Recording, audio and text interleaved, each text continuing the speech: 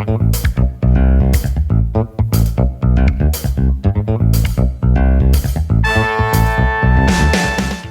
is John Zaninovich. Welcome to Move My Mass. You'll be hearing from great guests talk about balancing life and being fit.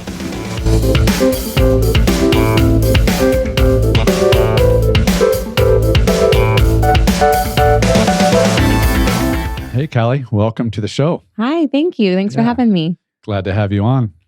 After I had Miley on, she says you have to have Callie. Oh, She'll goodness. be amazing. So. Hope I don't disappoint. Thanks, Mike. Nah, I'm sure you won't. But so what, you're here, you own Poise Pilates. Mm-hmm. Just want to talk about that, how you got into it. Love it. What you like about it. So yeah, how did you get into it? What got you started in owning a studio? Okay, so we opened in May of 2012. So we just had our 9th anniversary. I had just moved back to town after graduating college and working for a couple years, and was in the sales business, moving and grooving, doing great, having fun, but just realized that maybe that's not what I wanted for my full-time life. So I had an idea. I had a friend that had a similar idea. We came together as one, and basically, the best way we describe it is that the clouds separated, the sunshine shined down, and it worked like within 2 months of the initial phone call, we were open. Okay. And it's called Poise Pilates Poise Bar. Pilates and Bar. And Bar. Mm-hmm. And is it, silly question, is it just Pilates and Bar? Or are there Great other classes question. taught? So when we first opened, our very first day, we had upstairs and downstairs. Upstairs was bar class, downstairs was Pilates class. So that's why it was named initially Poise Pilates and Bar. And over time and over the 9 years, I would say that it's evolved into bigger and greater things. For example, we have yoga now, and we have TRX classes, and we have HIIT classes, and I now have a certification program. And so I feel like the name limited us, but that's kind of come with us, but now has been shortened. I would say that people know us as Poise. It's kind of been shortened into Poise, but legally we're still Poise Pilates and Bar and TRX and yoga and all the things. So I feel like we just keep adding plus. Well, that's yeah. Well, you have to in this era, right? Yes, you have to just keep moving, and changing. Right. What do you teach all the classes? I mean, not all the classes, but do you teach each of the classes? Or so that answer 6 months ago, no. Yeah, about 6 months ago would have been yes. So I'm certified in Pilates, certified in Bar, TRX, all the things. And then when a couple yoga studios downtown closed, they came to me and said, hey, we have a great following, but we just need a great studio, and you have a great reputation. I said, absolutely. If you guys need a place, I would love to open my doors to you. So once we added yoga, that is the only class that is on the schedule that I don't teach because I'm not yoga certified. I've taken yoga before. I've taken many classes, but I'm not certified. So it's weird. I was a little hesitant to add it because it was the first time I had something that I wasn't an expert at, right? Yeah. But it's gone well, and it's been fun to add new things to the studio for the clientele. How long does it take to become certified? And they're probably all different. I'm right, assuming. very different. More or less, how long does it take to become certified? Pilates is minimum a year, a little bit longer. Oh, wow. That's the longer intense. one. Yes, Bar and any of the fitness it's like I have a group of girls going through right now. They've had like 3 months to do their online work, and then they'll have a little workshop at the studio and then teach a couple classes. So that'll be like 4, 5, 6 months, depending on the person. Yeah. And hours and all that, all that good stuff. And your instructors, is that usually just a full-time job, or is that something that people do on the side? Most of my girls, I'm not opposed to men working for me, but for some reason I only have women right now. They do it as not necessarily a hobby, but they do it on the side. So most people have a full-time job. We'll teach in the evenings or the mornings or the weekends. Some girls work 20 classes a week, and some girls work 1 class a week. So it's just, we work based on what works best for them, and it seems to always work out. Yeah. You're probably constantly looking for new people. People leave, people come. Yeah, and people you move. Probably have a core. We have a core. I've got a few that have been with me from the beginning. Of course, COVID was like a reset. I've got rid of everybody and then said, okay, we're open again. Let's come back. So yeah, definitely have the core, but it's always a ebb and flow. And girls move out of town, new girls move in, then they leave again. So I've always had a really good group of girls working for me, which I think is the reason of the success at the studio for sure. What's your favorite class to teach? Oh my gosh. I would say... two-part question. Okay. What's your favorite class to take and what's your favorite class to teach? Okay. Favorite class to take by far is Reformer. And that is the Pilates on the equipment that looks like a bed of some sort, like a coffee table, right?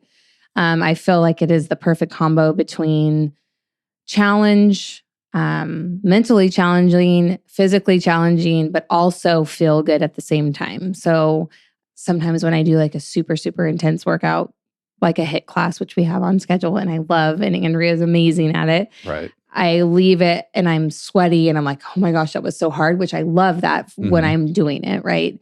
But my true love, I would say, is the Reformer because of the balance of it all. Just it feels good, but also is a challenge in both mentally and physical. Yeah. Then my favorite one to teach, I would say, is TRX.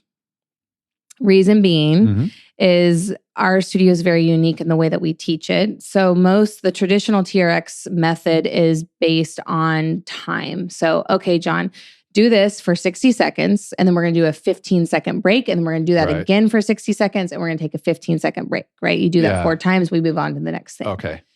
At Poise, what we do is we teach it to tempo, so which means to the beat of the music. So if I tell you, okay, squat down and up to this beat, down, up, right? And then I slow it down. Okay, we're going to go 2 count down, 2 count up, right? So you're constantly, it's almost like you're dancing, but you're working out at the same time. But I'm like the coach that's teaching you how to dance, if that makes sense. Yeah, it totally makes sense. So it's a fun, very high like energy class. The music's really loud. The instructor's mic'd, and it feels so good to teach. It's so fun. And I kick their booties. Well, speaking of music, does each instructor pick the music that they want to teach their class to, or is it pre-made or whatever? Pre-made? Yeah. How does that work? Depends on the instructor, honestly. I always say when I'm training people to become instructors that one of the hardest things is the playlist. And if you go to Spotify, we all have our favorite songs and they all have different BPMs. So if you're teaching to tempo, which we do on the fitness side, we have a fitness side now and we have a Pilates side. Yeah. On the fitness side, we always teach to tempo. And so it's hard if one song's at say 150 beats per minute and the next song's 120, it's a slower beat, then you have to be honestly like a music producer to be able to like change it that quick from song to song. And then there's a little gap in between. And if they blend, then it's a weird blend. So we have a website that we use that basically is like a DJ that mixes the songs for us. For workouts. Specifically for workouts, right. And then it's a constant beat per minute for the entire hour. Okay. So it's about 25 songs, 1 hour long, same beat per minute. And it makes it a lot easier because it's the same the whole class, but also different songs. So it doesn't feel like the same the whole class. So it depends. Most of my girls use those. Okay. Very few of them create their own playlists. And the ones that do create their own playlists on Spotify do a great job too. It's more challenging. I mean, it's like, okay, you can have, I don't know, Peaches, right, by Bieber, or you can go and like then slow it down to something like, I don't even, something and slower. Like David Gray, which is a song that we stretch on. We don't work out to that. Great question. But I think that's like one of the biggest things that our playlists, I download about, I'd say 4 a month. So we have a rotation of 4. Well, that's something else you have to compete with, right? Because I'm sure your clientele, do they come to you when they're not happy with the music?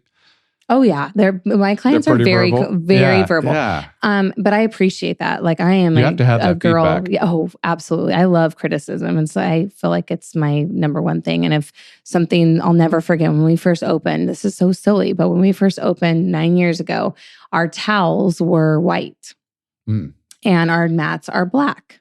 Okay. So we spray the cleaning solution, which has some kind of bleach in it, and it would pull color from the mat up. Right.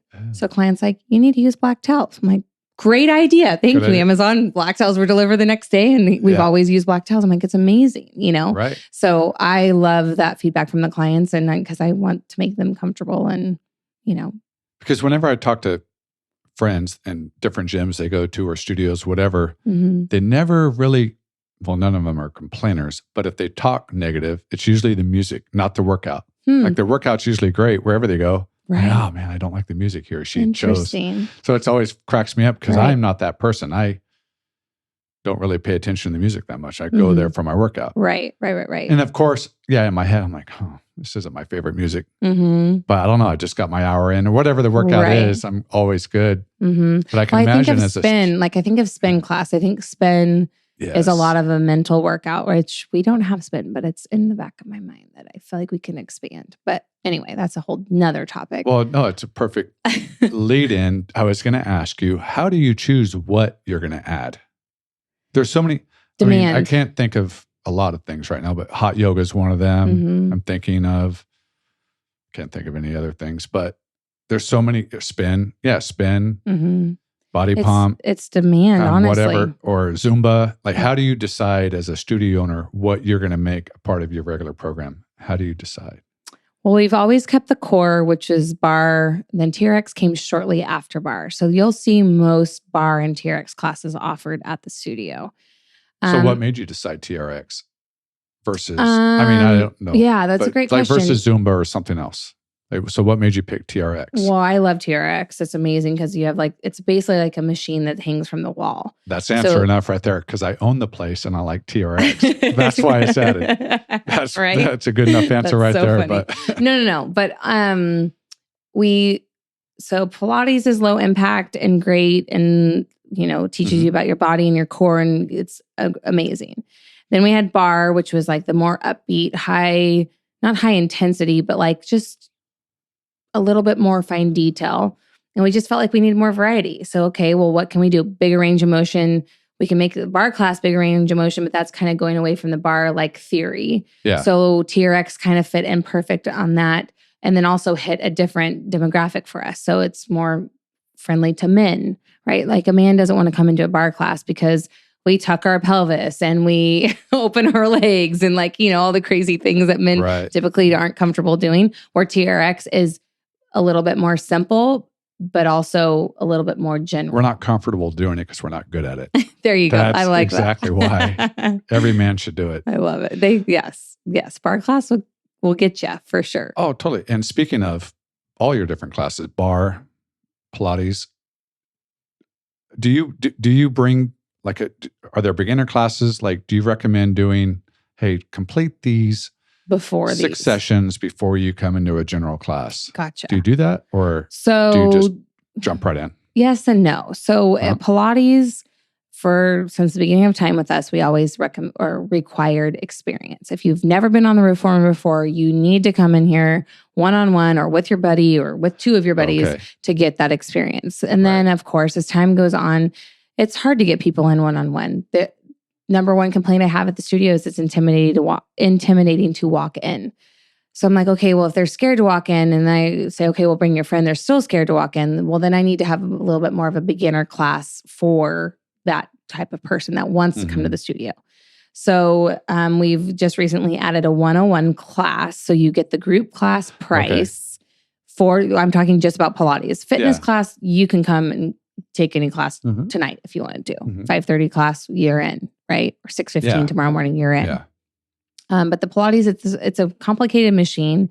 And I'm very passionate about making sure that people are there. When they're there, they're getting their hour that they paid for.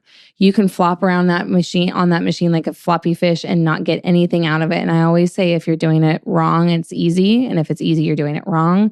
Therefore, you need to learn how to do it correct. And you'll get more out of your hour. Gotcha. So that's kind of my theory on that. The 101 class has been really great because you don't have that intimidation to come in one-on-one on your own. Yeah. And you can sign up super easy. And it's like a Saturday morning class. So those have been really successful. So we say 2 of those, 3 of those, and then you're good to go for group class. Makes complete sense. It's just always wondered, it seems like if you get some classes under your belt first in some other way besides joining the general session, Right. you're going to get more benefit. Mm-hmm. Like become a little used to it, or get your more form comfortable. correct. Where are the straps? Where's the box? What's a long box? What's it, Right. like most people don't, what's tabletop? They have no idea what that means, right? So at least they've heard that once or twice before. They know where their box is. They know where their props are. And then you're not as intimidated when you come into a group class, which has been really nice. So back to the different kinds of classes you have. Okay. Are there certain athletes or certain type of person you would recommend barre versus Pilates for? Like barre would benefit this group of people more. Is there a group? I would say not necessarily to a group.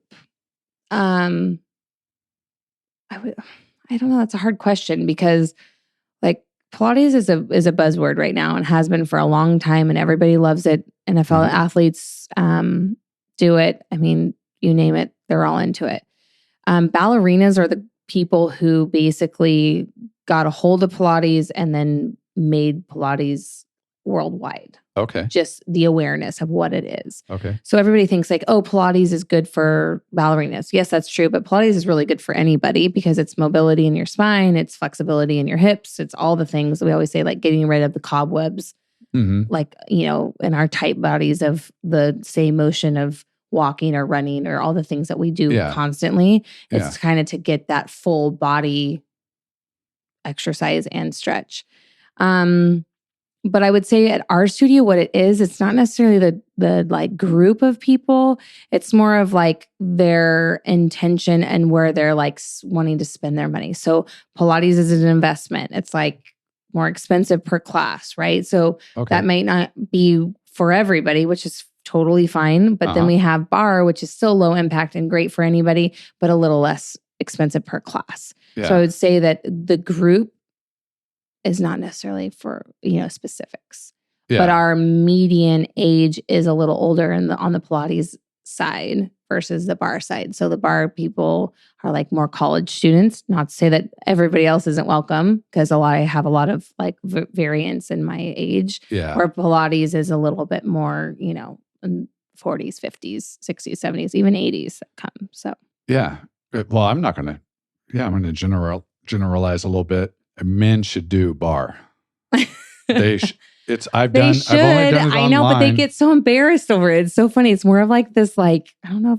I know why I'm embarrassed, because somebody looking at me, like, that guy cannot move. Like you're so tight, right? Yeah. It's about the tightness. And I think, to overgeneralize it, we're probably tighter than women. I don't know if and we those are little not. Movements are hard for you. They are freaking hard. And I've only done it on, not online, but on TV through a program. Right. I forget what it was through. Well, I'll send you a class you can do in your living room, but you can also come in and take a class. I'm not embarrassed to go do it. Please I know do. Just men in general are. Nothing embarrasses me anymore. Oh, good. Like there was a day, yes, I would have been, but now. Okay. Who cares, yes, I cannot bend like that, or I can't move my leg like that. And that's okay. That's the way it is. But that's why you should do it. That's why we should do it. Totally. Get out of your comfort zone. And if you look at it from the outside, it looks like nobody's working out. Like, oh, totally. Look what they're doing. Oh, yes, it's so funny. Yeah, put on your tutu and keep going. Right. No, go ahead and go at it. Right, but if you look at ballerinas, men and women, I mean, they are very strong individuals, and that method, the method of the barre class, is designed from what they do to warm up before they go and do their performances, and also strengthen their body too. Yeah. And I had Lee on here from Total Woman. Love her. I was telling her the same thing. I said, these, like wide receivers, these people that have to move like dancers, lacrosse players. Totally. Yeah. It's all rough and rugged and you're hitting people, but the moves they're performing on the field are pretty agile. Yeah. Water polo players, you're dancing in the water. These workouts would benefit so much, in my opinion. Totally. The latest thing that I'm working on, and we're starting on Thursday, is a soccer team, all girls soccer team. They're amazing, like really good, big deal. Go to Europe, the whole thing, and they are very talented athletes that are very agile, very you name it, they've got it. But it's the body awareness. They're younger, which has something to do with the body awareness thing. But if we can teach them how to use their core while being super agile and super amazing and really good at soccer, they're going to be even better, and they're going to prevent injury, which is the number one thing, right? If you're injured and you're 13, 14 and you're that young, you want your career to be longer than that, right? So to prevent that injury, I think that well-rounded, exercise, bar, Pilates is so key. And it's glad you mentioned it, injury.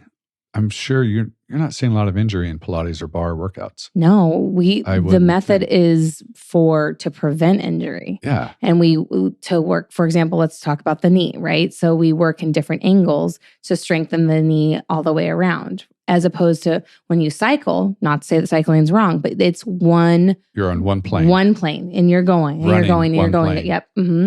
So we teach in all, like we open and close, we do adduction and abduction, we do rotation, we do lateral flexion, we do all of it to get that full body workout, but also full body like balance is, I guess, the best word that I can think of. So again, there's another athlete it's great for, triathletes. Anybody, honestly, it's everything is single plane. Swimming, running, cycling, you're moving your muscles in one direction.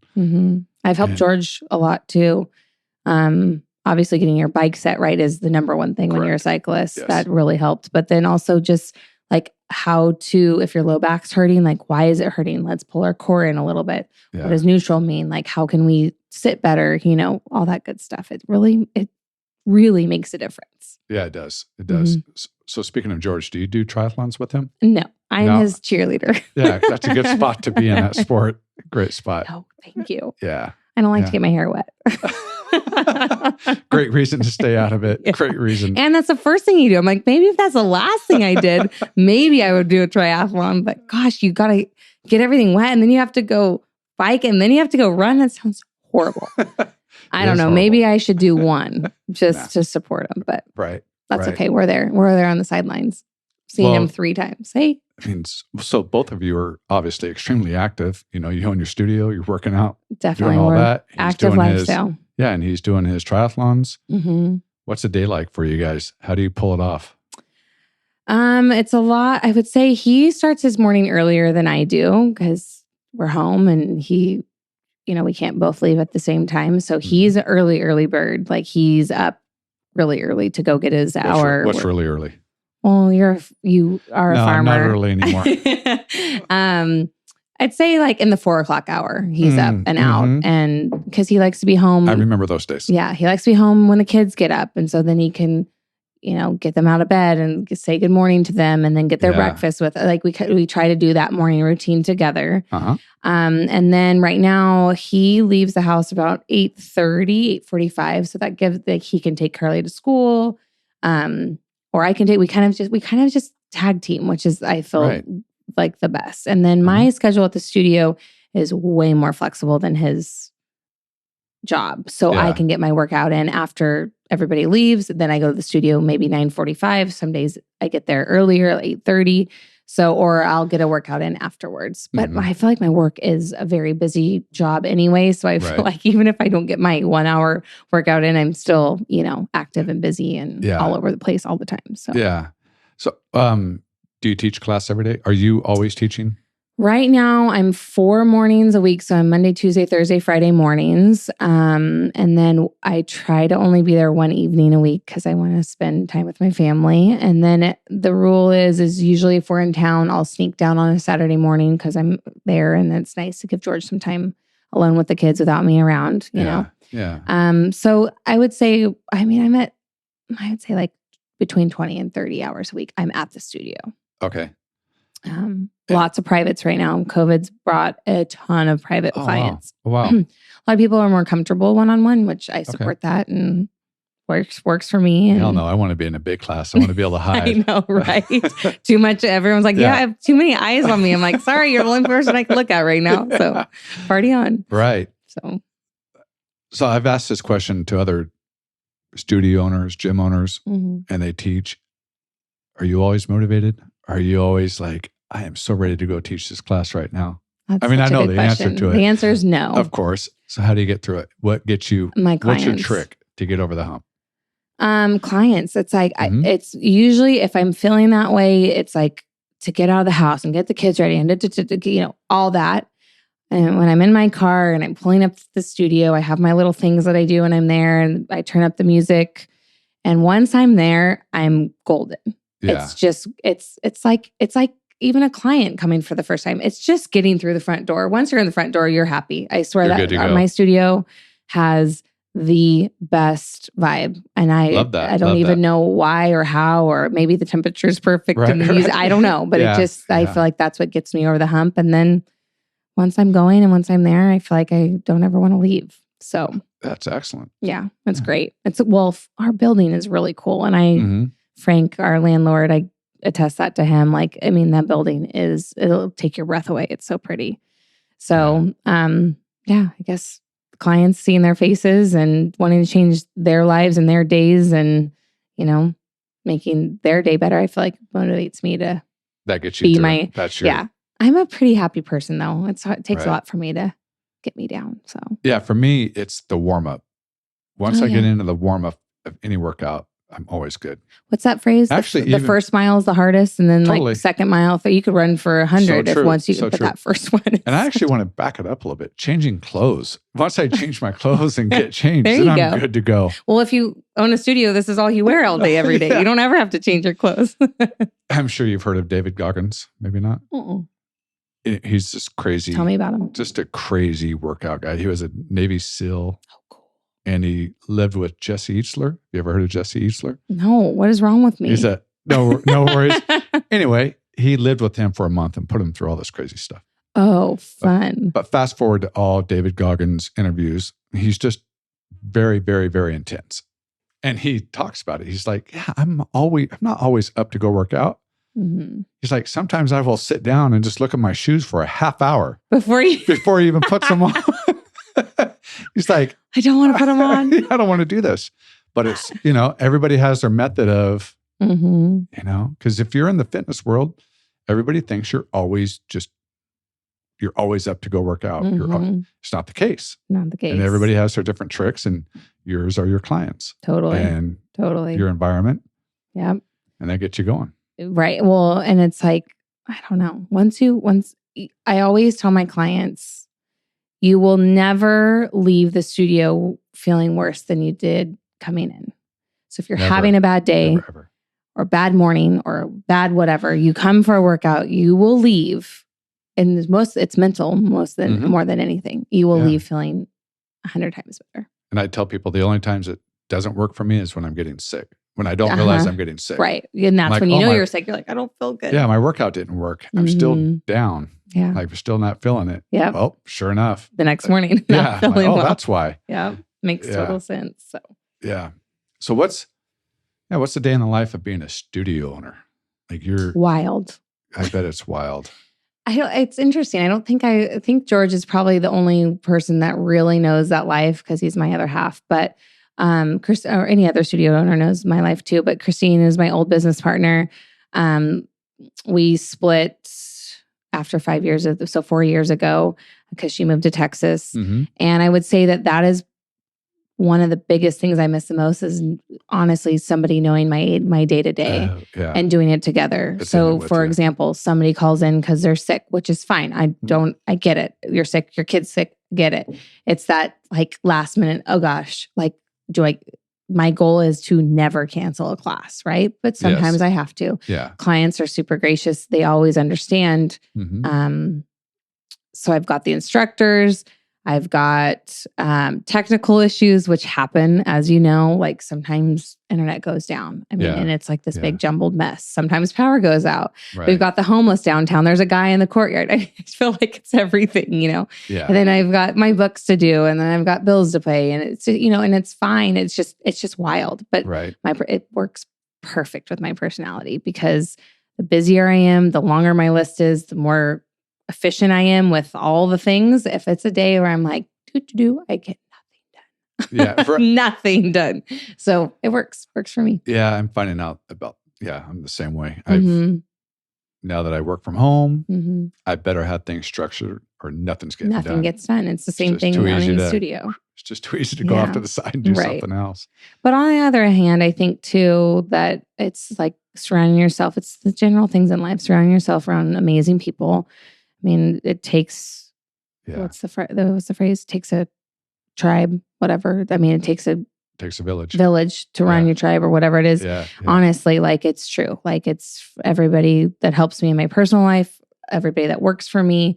I always say like to the girls that work for me, I don't ever want to feel like I'm your boss. I am your equal. We're in this together. Like, and I think that that's what makes it easier on me and easier on them and runs a great business. So, yeah. So to wrap this up, how do people find you? Where are you located? We are on 21st Street in downtown Bakersfield. So most people drive by us 1,000 times a day. We're across from Today's Cleaners and right next door to the fire department, 1 block away from Happy Jack's. Or Bonnie's Best. We're online, of course, poisepilatesbarre.com. Instagram's huge, as we all know. Our handle is Poise Pilates Barre. We do stories every day of people in class. We do Wellness Wednesdays. So we have a nutritionist and a health coach that give us tips on that on Wednesdays. Okay. And you were going to add some video. What were you talking about earlier? What were you adding? Oh, no, online. Is that what you're talking online. About? Okay, so you're adding online. With COVID, I would say there are a few blessings with COVID. And I think the number one thing is that it pushed me to go virtual. Okay. So every fitness class is filmed. And you hear the music, you hear the instructor. And that already launched. That's already launched. That launched last July. So we have a channel and you can come and you can basically log in. I'll send you a TRX class. You can go take a TRX class. So we can log on at any time. And it's just like you just pick a class you want to do. One that's already and you can watch it live or you can go back to any class in the past, which has been really great. I have a big handful of clients that aren't comfortable to come back yet, and they've stayed strong through all the classes and they still feel like they're there. I would say that it's great, but it's like a bird's eye view into class. So if you've never been in the studio, you should come check it out. But then you can always like chime in because then you feel like you're there. I would say that's our biggest feedback is that, it's like if you've never been there, you're like, oh, I'm just a bird in the middle, in the corner of the room. But until then, it's that'd be some work to get that set up. Yeah. Again, surround yourself around people that know what they're doing. Right, Aaron? Yep. Thanks, Aaron. Yeah. Surround yourself. It's true. Yeah. So. But, oh my gosh. Yeah. I haven't even. You mentioned it earlier, but I forgot that you were doing I know. that. I forgot about that too. But it's okay. You can find us online. But, just everything is on the website. I also have a certification business in that as well. So I certify people to become instructors. So I have what do they call it? Jack of all trades, but I'm Jill of all trades. That's me. Whatever you want. Yeah. Well, again, I want to thank you so much for coming on. Thanks for having me. It was so fun. And hope the business continues to grow. Thank you. Come take a bar class. I will for sure. Yeah. Thank you so much.